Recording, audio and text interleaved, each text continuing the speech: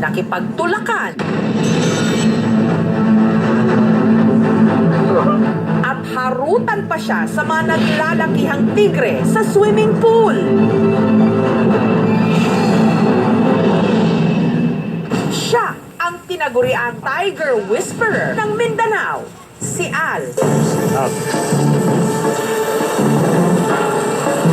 Tagapag-alaga ng 7 Siberian Tigers dito sa loob ng isang compound sa Malita, Davao Occidental. Sir, go inside. Ang mga tigre at si Al tila naiintindihan ng isa't isa. Sit down. Sit down. Very good. Very good. Magbugoy-bugoy ha. Op, dili magbugoy-bugoy.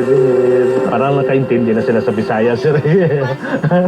Tinuruan na rin ni Al ang mga ito ng tricks. Hapet. Hapet. Hindi nakausap ko talaga.